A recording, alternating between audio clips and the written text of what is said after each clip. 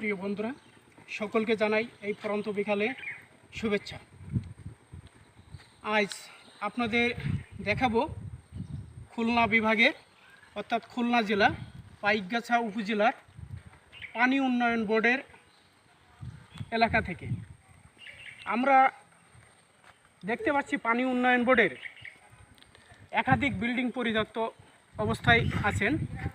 আসলে এই বিল্ডিংগুলো যদি কোনোভাবে সংস্কার করা যেত, সংস্কার হতো, সরকারি উদ্যোগ থাকতো, সেক্ষেত্রে আমার মনে হয় যে এগুলো আবার পুনরুজ্জীবিত হলে অনেক অফিস এখানেই স্থাপন করা সম্ভব হতো।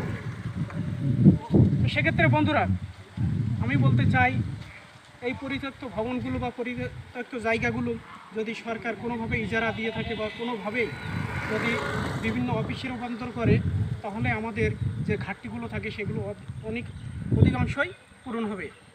তো আমরা এবার দেখাবো বন্ধুরা পানি উন্নয়ন বোর্ডের নিকটবর্তী শিবসা নদীর তীরে।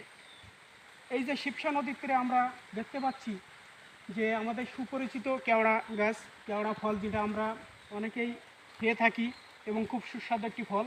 এর পাশাপাশি আরেকটা ফল আমরা দেখতে পাচ্ছি গোলপাতা ফল, যেটা খুব সুস্বাদু এবং খেতে অনেক মজাদার ফল। এই ফলে অনেক ক্যালোরি, অনেক ভিটামিন, অনেক ক্যালসিয়াম আছে, যেটা আমরা বিভিন্ন সময় বিভিন্ন মাধ্যমে দেখতে পাই এবং বুঝতে পারি। আসলে দেখেন, শিবসা নদীর তীর মানে একদম জোয়ারের পানি কানায় কানায়। আসলে এই যে জোয়ারের পানি এইভাবেই একসময় লোকালয়ে ঢুকে পড়ে।